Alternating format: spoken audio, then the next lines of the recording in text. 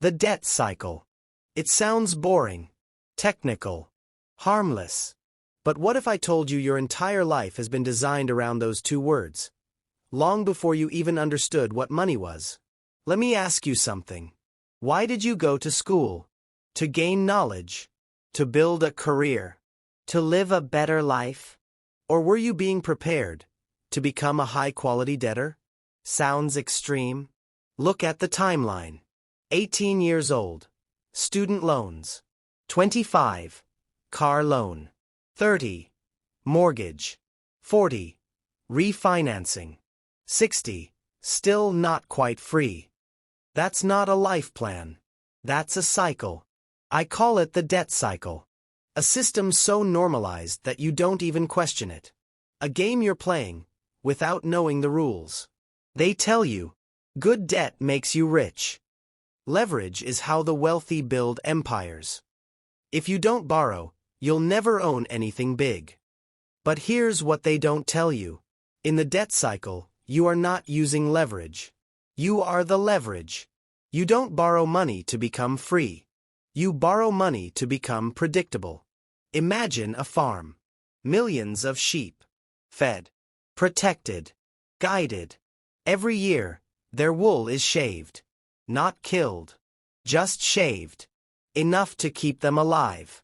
Enough to keep them productive. That's how the debt cycle works. They don't need you bankrupt. They just need you indebted enough. Indebted enough to wake up every morning.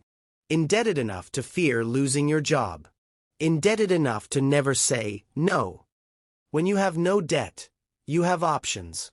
When you owe 30 years of mortgage payments, you have obligations.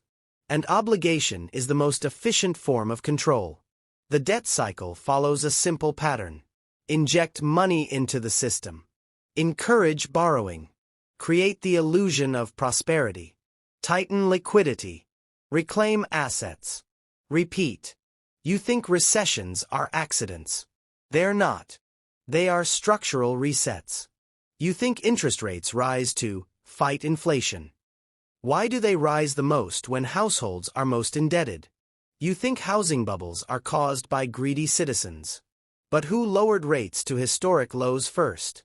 Who expanded credit? Who encouraged maximum borrowing? The debt cycle isn't just economic.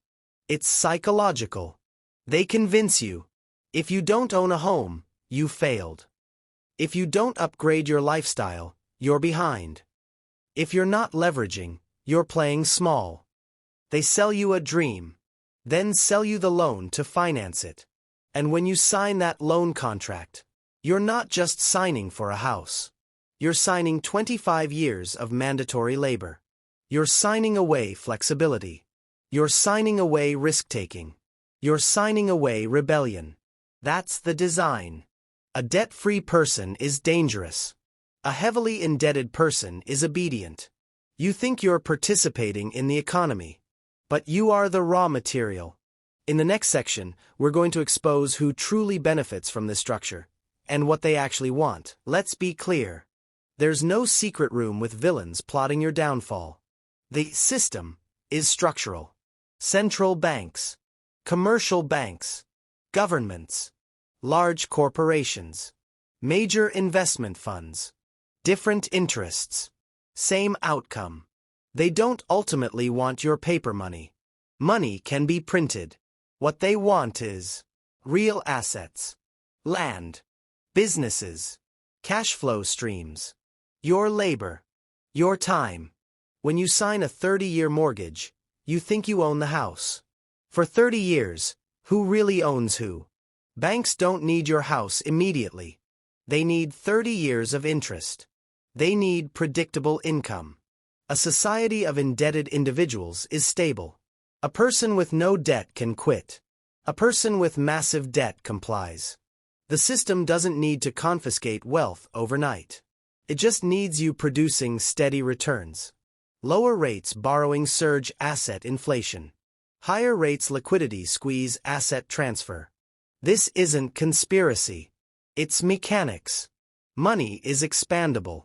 Real assets are finite. When money expands, asset prices inflate. When money contracts, over-leveraged players collapse, and assets move from weak hands to strong hands. The goal is simple. Get the majority to borrow at high prices. Tighten conditions. Force liquidations. Acquire assets at a discount. You believe you're making independent financial decisions. But your choices are shaped by incentives, narratives, and social pressure. The system doesn't force you. It conditions you. Let's break it down clearly. Step 1. Liquidity injection. Crisis hits. Rates drop. Money is printed. Stimulus flows. Assets stabilize, then start rising. Step 2. Credit expansion. Media optimism rises. New growth cycle. Historic opportunity. Don't miss out. Borrowing explodes. Leverage becomes normalized. Step 3. Peak euphoria. Asset prices skyrocket. Paper wealth expands. Confidence turns into arrogance. Debt levels hit extremes. Step 4. Liquidity tightening. Rates rise. Cash flow pressure increases. Markets stall, then decline. Leverage turns toxic. Step 5. Asset transfer. Forced selling. Margin calls. Foreclosures. Assets shift from over-leveraged individuals to capital-rich institutions. Cycle complete. Then reset. Stock market. Early money enters quietly. Late money enters emotionally. Margin magnifies gains, then magnifies destruction. Real estate. The perfect long-term debt instrument. 30-year labor contracts disguised as homeownership. When rates rise, liquidity dies. Currency and inflation. Silent wealth transfer. Money printing erodes purchasing power. You work more to maintain the same lifestyle. Crypto. Marketed as financial freedom. Still subject to liquidity cycles. When money is cheap, crypto booms. When money tightens, crypto collapses. The asset isn't the trap. Timing and leverage are. Phase 1. Recovery. Fear dominates. Smart money accumulates quietly. Phase 2. Expansion. Optimism grows. FOMO spreads. Debt balloons. Phase 3. Contraction. Rates rise. Liquidity shrinks. Stress builds. Phase 4. Crisis. Panic. Forced selling. Asset cleansing. Then the cycle restarts. The crowd buys most aggressively in Phase 2. The crowd sells in Phase 4. The informed do the opposite. The system is not designed to make you wealthy through salary alone. It's designed to keep you stable. Stable workers. Stable borrowers. Stable consumers. You are not enslaved by chains. You are enslaved by monthly payments. The debt cycle will not disappear. But you can stop being its fuel. Reduce unnecessary debt. Build liquidity. Avoid leverage at euphoric peaks. Develop income-generating assets. Understand where you are in the cycle. You don't need to overthrow the system. You just need to understand it. Because the system doesn't fear hard-working people. It fears financially literate people. The debt cycle will continue turning. The question is simple. Will it turn you? Or will you turn with it?